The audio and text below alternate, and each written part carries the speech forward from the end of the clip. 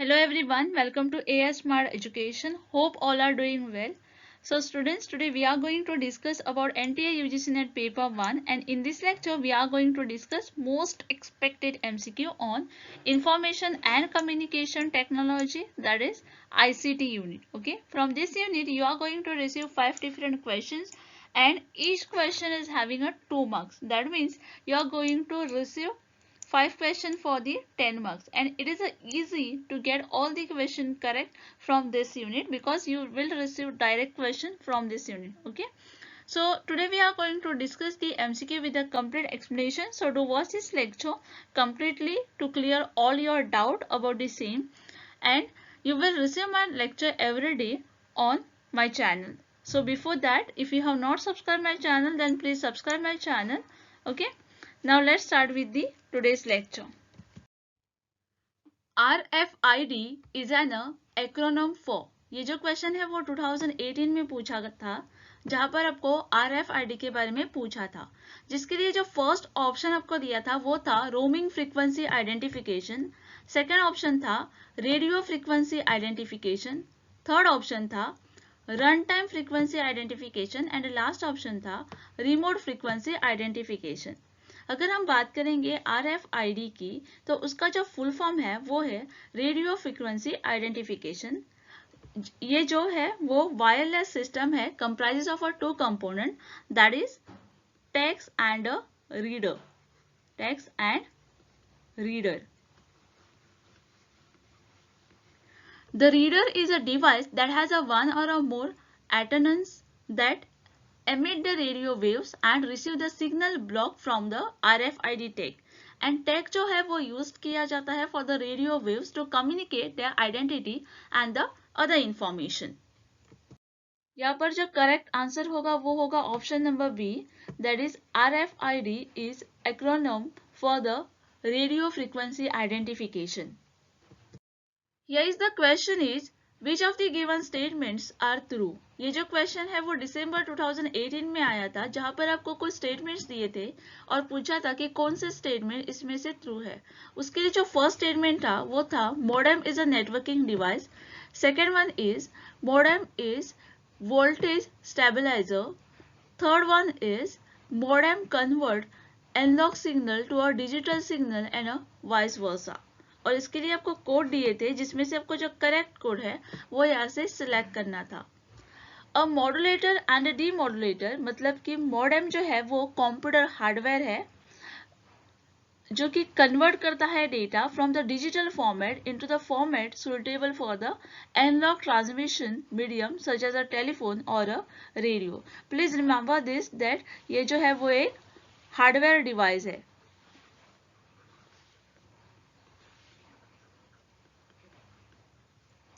A modem transmits a data by moduling one or a more carrier wave signals to encode the digital information, while the receiver demodulates the signal to recreate the original digital information. और इसका जो goal होता है is to produce the digital that can be transmitted easily and decode the reliably. तो इस question के लिए जो करेक्ट आंसर होगा वो होगा option number B, that is जो फर्स्ट स्टेटमेंट है मॉडेम इज नेटवर्किंग डिवाइस, वो यहाँ पर करेक्ट है, and modem convert the analogue signal to a digital signal and vice versa, ये भी स्टेटमेंट यहाँ पर करेक्ट होगा। The full form of PDF is, ये जो क्वेश्चन है वो दिसंबर 2018 में पूछा गया था, जहां पर आपको PDF का फुल फॉर्म पूछा था, जिसके लिए जो फर्स्ट ऑप्शन था वो था portable data format, second option is portable document form, third option is portable document format and last option is portable data form. अगर हम देखेंगे PDF का फुल फॉर्म तो वो होगा पोर्टेबल डॉक्यूमेंट फॉर्मेट। ये जो है वो स्टैंडर्ड ISO 32000 है, जो कि एक फाइल फॉर्मेट है जो कि डेवलप हुआ था 1992 में। 1992 में ये डेवलप हुआ था।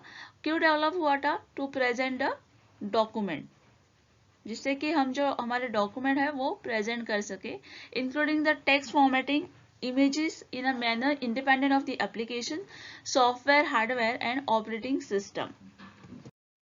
अकॉर्डिंग टू द एक्सप्लेनेशन जो करेक्ट आंसर होगा यहाँ पर वो होगा option number C, that is portable document format is the full form of the PDF. Bluetooth is a example of, यहाँ पर आपको ब्लूटूथ के बारे में पूछा है जो कि 2018 के क्वेश्चंस पेपर में ये क्वेश्चन आया था और इसके लिए कुछ ऑप्शंस दिए थे जिसमें से फर्स्ट ऑप्शन था पेन। इसका जो फुल फॉर्म है वो है पर्सनल एरिया नेटवर्क।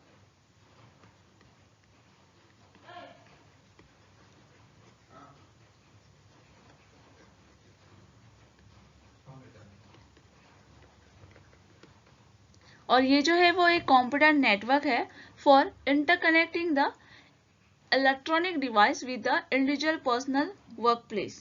ओके, और पेन जो है वो प्रोवाइड करता है data transmission among the devices such as a computer.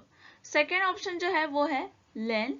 अगर हम बात करेंगे लैन की तो जो लैन का फुल फॉर्म है वो है local area network, local area network.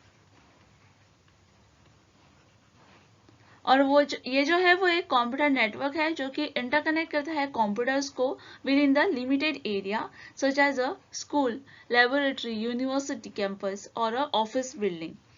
Then is MAN. MAN stand for metropolitan area network. Please remember the full form.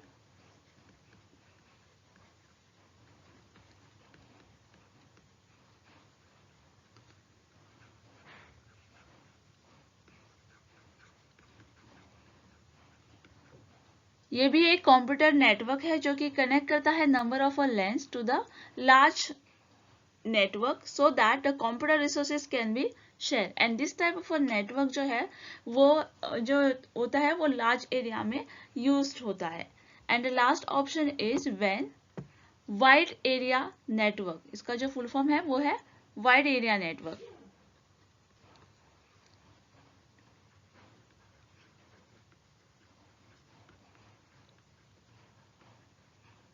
ये भी एक कंप्यूटर नेटवर्क है and cover the large geographical area comprising a region, country, continent or even the whole world।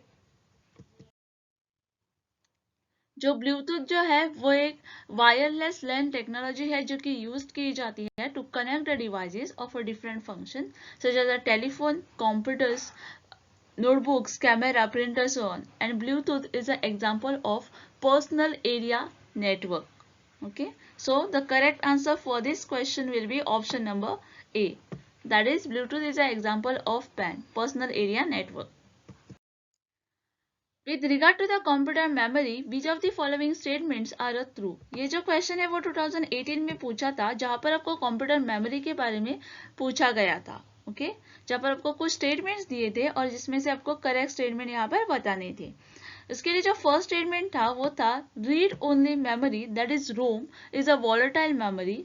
Second option is random access memory that is RAM is a volatile memory। Third option is secondary memory is volatile memory. और इसके लिए आपको कुछ code दिए थे जिसमें से आपको जो करेक्ट कोड है वो यहाँ पर सिलेक्ट करना था। अगर हम बात करेंगे volatile and non volatile memory की तो वॉलेटाइल जो मेमोरी होती है वो परमानेंट नहीं होती है और जो नॉन वॉलेटाइल मेमोरी होती है वो होती है परमानेंट इन नेचर। और जो भी डेटा हम इसमें वॉलेटाइल मेमोरी में सिलेक्ट करते हैं तो वो तब तक रहता है जब तक पावर सप्लाई प्रेजेंट रहती है। जब भी पावर कट होती है वो डेटा वहां से चला जाता है, वो सेव नहीं होता। लेकिन नॉन वॉलेटाइल मेमोरी में डेटा हमारा सेव होता है। ओके, जो वॉलेटाइल मेमोरी होती है it is use to store the computer program and data that the CPU need in the real time and non volatile memory is static and remain the store permanently. जो RAM है और cache memory है वो क्या है, वो volatile memory है। Okay, please remember this that the RAM and cash memory is a volatile memory. Okay, and ROM, HDD ये क्या है, ये नॉन वॉलेटाइल मेमोरी है।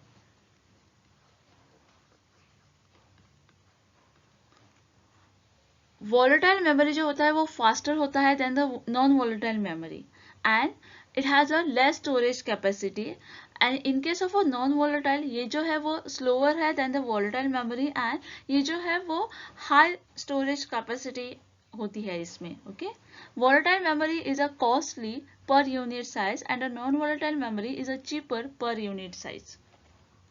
तो इस क्वेश्चन में जो करेक्ट आंसर होगा वो होगा option number B, that is random access memory. RAM is a volatile memory. ये जो स्टेटमेंट यहाँ पर है वो क्या है, वो करेक्ट है.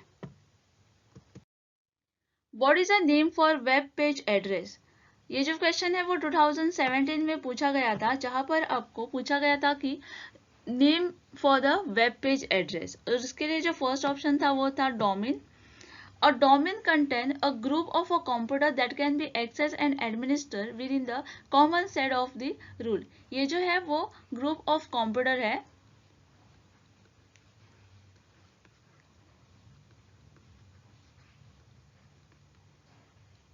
For example, a company may require a local computer to be connected within the same domain so that जो हर एक जो computer होता है उसे ऑर्गेनाइजेशन में इजीली वो देख सकते हैं from any computer within the domain और located from the central server. उसके बाद है डिक्शनरी. अगर हम बात करेंगे कि वेब डिक्शनरी को, तो ये इंक्लूड करता है the entire about website including the link and those website organise into the categories and sub categories. Then is a folder, a digital folder as the same purpose as a physical folder to store the document. इसका जो main purpose होता है वो होता है to store the document.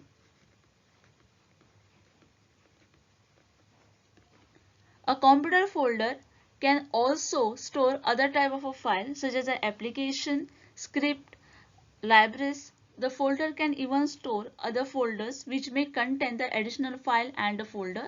The folder are designed or for the organizing the files. And last option is URL.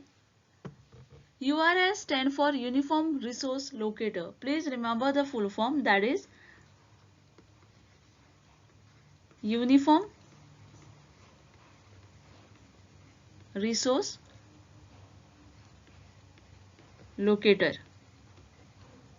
Every web page that is a display on the internet has a specific address associated with it. This address is known as a URL. Okay, and it tells us about the location of the web page being displayed and other related information.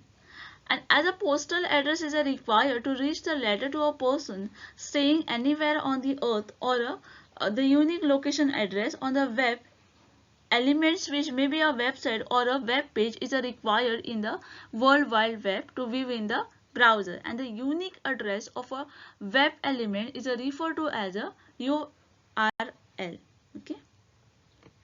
अगर हमें कुछ भी search करना हो internet पर तो उसके लिए कुछ यूनिक एड्रेस लगता है और उसी एड्रेस को हम URL कहते हैं. Okay, so the correct answer for this question will be option number D, URL, name for the web page address.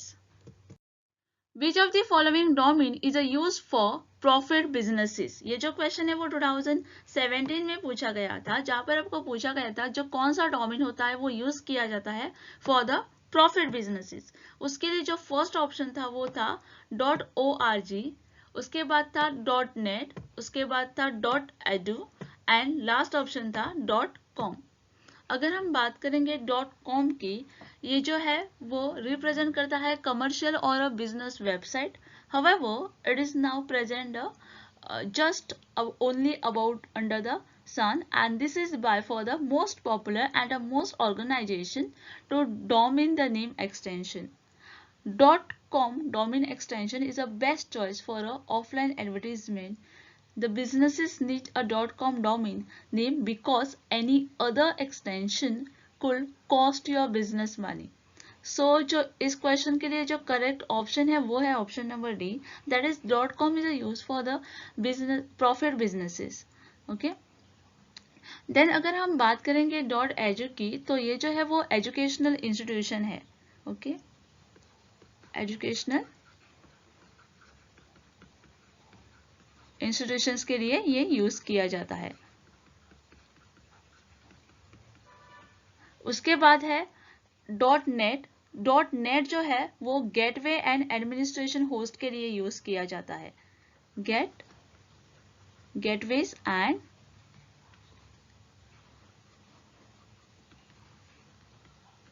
Administrative host. And उसके बाद है .org, that is for the private organisation. ये जो है वो private organisation के लिए use करते हैं, प्राइवेट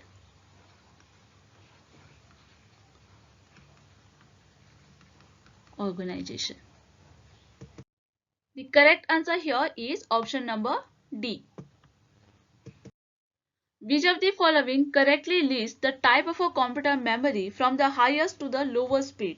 ये जो क्वेश्चन है वो जनवरी 2017 में पूछा गया था, जहां पर आपको कंप्यूटर मेमोरी के बारे में पूछा गया था from the highest to the lower speed. और इसके लिए जो ऑप्शंस दिए गए थे वो थे secondary storage, then is a main memory RAM, उसके बाद है कैश मेमोरी, उसके बाद है CPU register.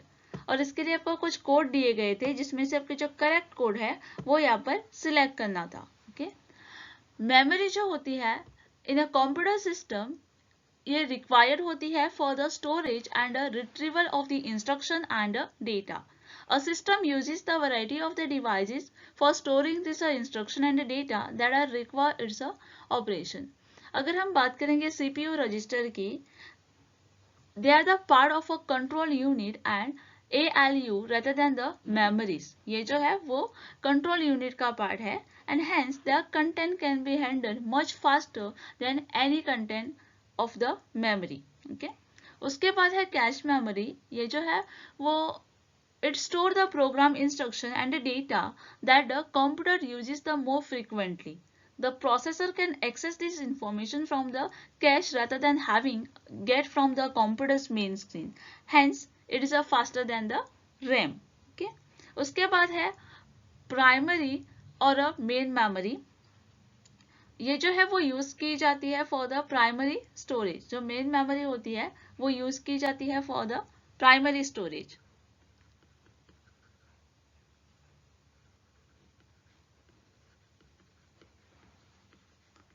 It stores the program and the data which frequently needed by the CPU, and the primary memory is the static device and there is a routine part in it. For example, RAM, ROM. Okay, ये जो है वो examples है primary memories के। RAM is a random access memory and ROM is read only memory. उसके बाद है secondary memory. It is a store that a CPU cannot access directly. इसमें जो store किया जाता है वो CPU directly access नहीं कर सकता, and it contains the first need of a copied into the RAM and then transferred into the CPU. इसमें जो data store होता है वो first copied होता है RAM में. Okay, copied first in RAM and then transfer to the CPU. It stores the data that can be easily retrieved only by the main memory and used by the processor. For example is the hard disk. इसके लिए जो example है वो है hard disk. इसके लिए जो correct answer होगा वो होगा option number C. तो उसमें जो सबसे पहले आता है वो है CPU रजिस्टर. ओके, उसके बाद आएगा कैश मेमोरी, उसके बाद आएगा मेन मेमोरी एंड उसके बाद आएगा सेकेंडरी स्टोरेज.